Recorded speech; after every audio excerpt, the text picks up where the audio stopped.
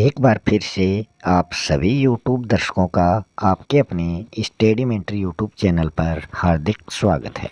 आज के वीडियो में हम आपके सामने लेके आए हैं हिंदी सुमन भाग 3।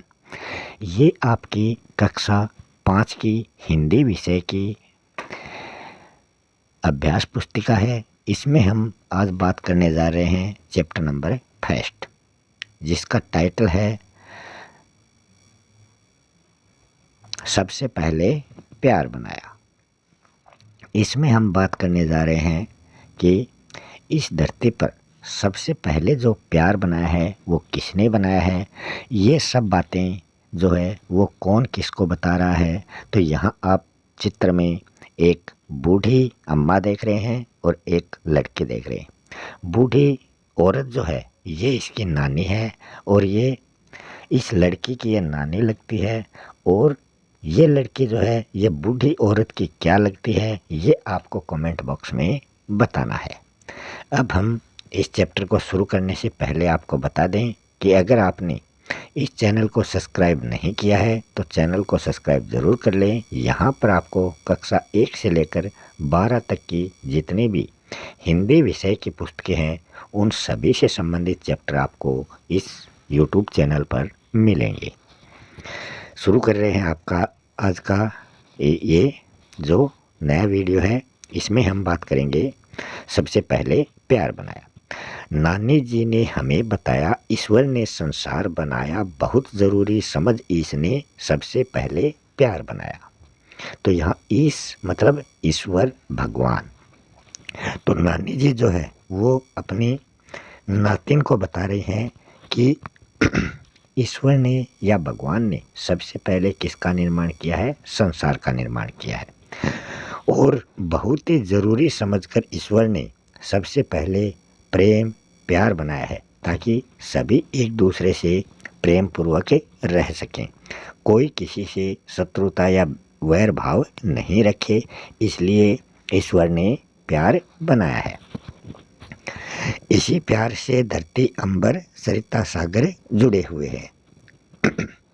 इसी प्यार में बरसे बादल प्रहरी पर्वत खड़े हुए हैं।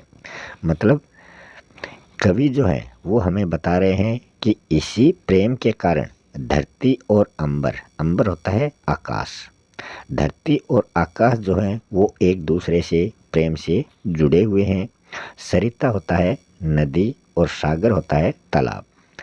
इसी प्रकार नदी और सागर जो ये दोनों भी क्या होते हैं, प्रेम से एक दूसरे से जुड़े हुए हैं। नदी जो है वो अपना पानी जो है वो बहाकर तालाब में ले जाती है। अगर ये प्रेम भाव से नहीं जुड़े हो तो ना तो नदी का कोई अस्तित्व होगा ना ही तालाब का कोई अस्तित्व होगा। इसी प्रकार इसी प्यार से बरसे बादल, जो बादल है वो भी प्रेम पूर्वक वर्षा करके नदी का निर्माण करता है और वो नदी अपना जल लेकर तालाब में पहुंच जाती है। फिर आपने देखा होगा तेज़ गर्मी पड़ती है, सूर्य की तेज़ रोशनी होती है, तो उसके कारण जो तालाब का जल है, जो समुद्रों का जल है वो वाष्प बनकर ऊपर उठता है और वो बादलों के चिपक जाता है। आपने अपने घर पर देखा होगा पानी गर्म करने वाला जो पतीला होता है उसको अगर हम ऊपर प्लेट से ढक देते हैं तो उस प्लेट के नीचे भाप से कुछ कुछ बूंदें वहाँ चिपक जाती हैं, क्योंकि वो पानी हम गर्म करेंगे तो वो भाप बनकर ऊपर उठता है।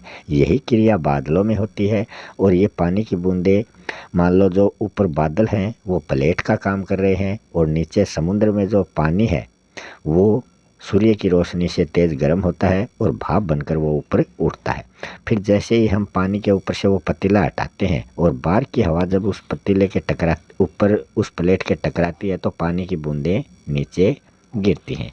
वैसे ही बादलों की ये बूंदें चिपकी रहती हैं और जैसे ही हवा इनसे टकराती है ये बूंदें नीचे गिरने लगती हैं और वर्षा होती है। प्रहरी होता है पहरेदार या रखवाली करने वाला। मतलब जो अपने पर्वत, जो पहाड़ हैं वो जो ठंडी हवाएं आती हैं उनसे हमारी रक्षा करते हैं, उन ठंडी हवाओं को हमारी तरफ आने से रोकते हैं। और ये पहाड़ी जो है ये बादलों को अपने से टकरा कर रोकते हैं और फिर उन बादलों से वर्षा होती है। अगर पहाड़ नहीं हो तो वो बादल जो हैं वो हवा के साथ आगे बढ़ जाते हैं, और जहाँ पहाड़ होंगे वहाँ पर ये बादल रुक जाएंगे और वर्षा करेंगे। इसी प्यार से सूरज उगता, चंदा अमृत बरसाता। मतलब जो सूरज है, इसी प्यार से सूरज उगता है और वो दिन में क्या करता है, उजाला करता है, और सबको जगाने का काम जो है वो सूरज की किरणें करती हैं। चंदा जो है वो रात को रोशनी करता है, और वो अपनी रोशनी से क्या बरसाता है, अमृत बरसाता है। जैसे सूरज तेज रोशनी के कारण क्या बरसाता है, आग बरसाता है, और चंदा जो है वो अपनी मध्यम रोशनी के कारण अमृत बरसाता है। सूर्य की जो तपन है वो शरीर को कष्टदायक होती है, और चांद की जो तपन है वो सिर्फ सुहाने वाली होती है, उसमें ताप नहीं होता। तारों की टिमटिम है इससे सबका है नाता। तारे जो हैं वो आकाश में इसी प्रेम पूर्वक टिमाते रहते हैं, और इन सभी से इनका गहरा नाता, मतलब नाता या रिश्ता है। ये हरियाली वन बागों की कलियों, सुमनों का खिलना, तितली भंवरों का मंडराना, एक दूसरे से मन मिलना। मतलब जो वन है, जो जंगल है, बाग जो बगीचे हैं, उनमें हमें हरियाली हरियाली इन्हीं प्रेम के कारण मिलती है। कलियां मतलब जो पंखुड़ी, जो फूल खिलने वाला होता है उसकी वो कलियां जो हैं, और पहले वो कली बनेगी, उसके बाद में उससे फूल निकलेगा। सुमन क्या होता है, ये भी फूल या पुष्प होता है। कलियों से धीरे धीरे फूल का निर्माण होगा और वो खिलेगा, ये भी उसी प्रेम भाव के कारण होता है। तितली और भंवरे जो हैं वो इन्हीं फूलों पर इनके प्रेम के कारण मंडराते रहते हैं, और एक दूसरे से मन मिलना, एक दूसरे से मन मिलने की बात यहाँ पर हो रही है। सारी वसुधा प्यार भरी है, सब संतों ने समझाया, बहुत जरूरी समझ इसने सबसे पहले प्यार बनाया। वसुधा होता है धरती या पृथ्वी। सारी धरती या पृथ्वी जो है वो प्रेम और प्यार से भरी हुई है। ये बात हमें किसके द्वारा मालूम हुई है, साधु संतों ने ये बात हमें समझाई है कि इस धरती पर प्यार जो है वो चारों तरफ भरा हुआ है, और बहुत ही जरूरी समझकर ईश्वर ने सबसे पहले किसका निर्माण किया है, प्रेम का निर्माण किया है, प्यार का निर्माण किया है, ताकि सभी एक दूसरे से प्रेम पूर्वक मिलजुल कर रहें, कोई किसी से लड़ाई झगड़ा या वैर दुश्मनी ना रखें। अब हम बात करते हैं इस कविता में आए हुए प्रश्नों की।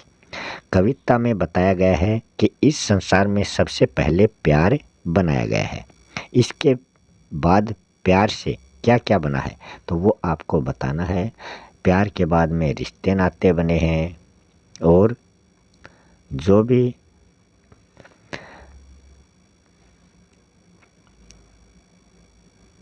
एक दूसरे से रिश्ते नाते बने हैं, एक दूसरे से हम मेल जोल बढ़ाकर रहते हैं, ये सभी हमें प्यार ने बताया है। कविता के अनुसार सब संतों ने क्या बतलाया है, कविता के अनुसार सब संतों ने बतलाया है कि इस सारी धरती या पृथ्वी पर प्यार या प्रेम जो है वो भरा हुआ है। प्यार से सभी समस्याओं का समाधान हो सकता है। कैसे, कि हम अगर किसी से प्यार पूर्वक या प्रेम पूर्वक उससे हम बातें करेंगे तो वो भी प्रेम पूर्वक हमसे बातें करेगा। अगर हम किसी से क्रोध में बातें करेंगे तो सामने वाला भी क्रोध में रहेगा और उससे वो बातें बिगड़ जाएंगी। तो प्यार से ही सभी समस्याओं का समाधान हो सकता है। फिर नीचे कुछ शब्द दिए गए हैं, उनसे आपको वाक्य बनाना है। जैसे कि संसार का वाक्य बना है, इस संसार को खूबसूरत बनाने के लिए हमें प्यार से रहना चाहिए। तो जो शब्द दिया गया है वो वाक्य में कहीं ना कहीं प्रयुक्त होना चाहिए। प्रकृति का बनाएंगे, इस प्रकृति पर अनेक जीव जंतु पेड़ पौधे यहाँ पर पाए जाते हैं। मनमानी मतलब वह या कोई भी लड़का जो है वो मनमानी बहुत करता है, मतलब वो किसी दूसरे की नहीं सुनता, वो अपने मन की ही मानकर वो करता है। सृष्टि मतलब संसार, इस सृष्टि पर बहुत से जीव जंतु रहते हैं। आगे है, पहाड़ों को प्रहरी क्यों कहा गया? क्योंकि ये ठंडी हवाओं से हमारी रक्षा करते हैं और बादलों को रोककर वर्षा करने का काम भी ये करते हैं। कविता में नानी ने क्या बताया है कि सबसे पहले ईश्वर ने संसार बनाया और फिर ईश्वर ने बहुत ही सोच समझकर सबसे पहले प्यार बनाया। कि ईश्वर ने संसार बनाकर सबसे पहले क्या बनाया है? प्यार बनाया है। नीचे कुछ शब्द दिए गए हैं, वो सही क्रम में नहीं है, उल्टे सीधे हैं, उनको आपको सही क्रम में सजाना है। जिस प्रकार अंग्रेजी में सबसे पहले सब्जेक्ट होता है, उसके बाद में वर्ब होती है, उसके बाद में ऑब्जेक्ट होता है, उसी प्रकार हिंदी में सब्जेक्ट कर्ता, वर्ब क्रिया और ऑब्जेक्ट कर्म। तो हिंदी में क्रिया अंत में आती है, कर्ता, कर्म और क्रिया। तो यहाँ भी हिंदी में ये सब्जेक्ट के बाद में ऑब्जेक्ट आता है और फिर वर्ब आती है। तो यहाँ ये है संसार, ये तो सब्जेक्ट में आ गया। किसने, ये कर्म में आ गया। बनाया, क्रिया हो गई। तो यह संसार किसने बनाया, इस प्रकार ये हो जाएगा। दूसरे वाक्य में हो जाएगा, इस कविता, ये 1 नंबर पर आ जाएगा, मैं 2 नंबर पे आ जाएगा। इस कविता में कौन कौन से, ये 3 नंबर पे आ जाएगा। प्रकृति के 4 नंबर पे आ जाएगा। उदाहरण 5 पे आ जाएगा। आए 6 पे आ जाएगा और हैं लास्ट में आएगा 7 पे। तो इस प्रकार आप इसको क्रम से जमा कर लिख सकते हैं। इस कविता के मूल भाव को अपने शब्दों में आपको लिखना है। इस कविता से आपको क्या शिक्षा मिली है कि ईश्वर ने सबसे पहले प्रेम बनाया है, वो क्यों बनाया है, ये सब बातें आपको लिखनी है। भाषा से जुड़ी कोई कविता या गीत आपको यहाँ पर लिखना है। फिर नीचे कुछ पंक्तियाँ दी गई हैं जिसमें कुछ शब्द छूट गए हैं। उन शब्दों की पूर्ति आपको रिक्त स्थान पर वो शब्द भरकर करनी है। तो यहाँ है, बहुत ज़रूरी समझ इसने सबसे पहले प्यार बनाया। तो यहाँ प्यार आ जाएगा। इस प्यार से धरती, इसी प्यार से धरती अंबर,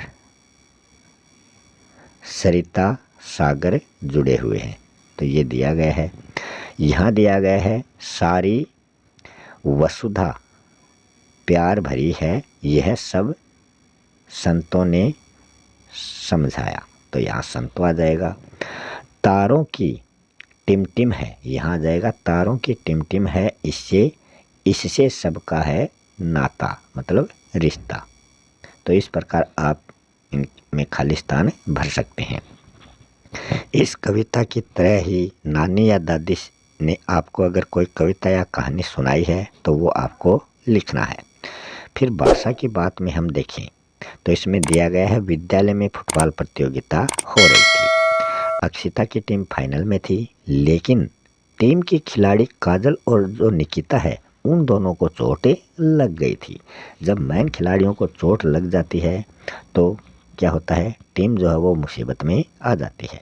सब निराश हो गए थे, लेकिन अक्षिता ने टीम के जो बाकी खिलाड़ी हैं उनको समझाया कि एकता और मेहनत से हम विपक्षी टीम पर जीत हासिल कर सकते हैं।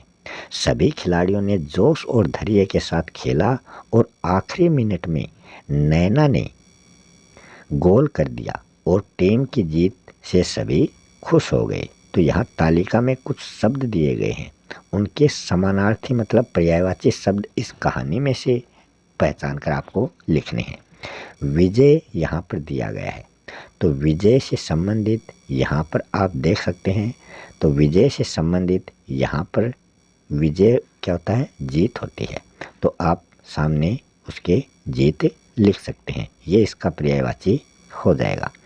परिश्रम, परिश्रम में आप देखेंगे परिश्रम का पर्यायवाची होता है मेहनत। परिश्रम के सामने आप मेहनत लिख देंगे। और फिर उत्साह है, उत्साह के सामने आपको लिखना है, उत्साह होता है जोश, उत्साह के सामने आपको जोश लिखना है। और सहनशीलता के सामने आपको धैर्य लिखना है। ये इसका पर्यायवाची है। और फिर हम बात करें अंतिम शब्द की आनंद। आनंद के साथ में आपको खुश लिखना है, तो ये इसके पर्यायवाची हो गए, समानार्थी शब्द हो गए। नीचे दिए गए शब्दों को उनकी सही क्रिया से आपको मिलाना है। सूरज क्या करता है? सूरज जो है उसका काम क्या है? उसका काम है चमकने का। नदी का क्या काम क्या है? नदी हमेशा बहती रहती है। फूलों का काम क्या है? खिलने का, फूल खिलते हैं। बादल का काम है बरसना। पर्वत का काम है खड़े रहना। इसीलिए पर्वत को अचल भी कहा गया है। अचल मतलब जो चल नहीं सकता, एक ही जगह पर जो खड़े रहते हैं। पाठ की कविता के आधार पर पुस्तकालय से इसी प्रकार की कविताएं संकलित कीजिए और अपनी बाल सभा में आपको उनको सुनाना है। आपको अपने दादा दादी या परिजनों से कोई नया सुझाव देना हो तो आप अपनी बात कैसे रखेंगे, ये आपको बताना है। मेरे सपनों की दुनिया विषय पर अपनी कक्षा में अपने विचार आपको साझा करने हैं। फिर यहाँ एक और छोटी सी कविता दी गई है, तो ये आप कविता यहाँ पढ़ सकते हैं और इस कविता में कौन किसको क्या सिखा रहा है वो भी आप देख सकते हैं। अपना चैप्टर यहीं समाप्त होता है। अगर आपने अभी तक चैनल को सब्सक्राइब नहीं किया है तो चैनल को सब्सक्राइब कर लें, ताकि आगे आने वाले वीडियो के नोटिफिकेशन आपको तुरंत प्राप्त हो सकें।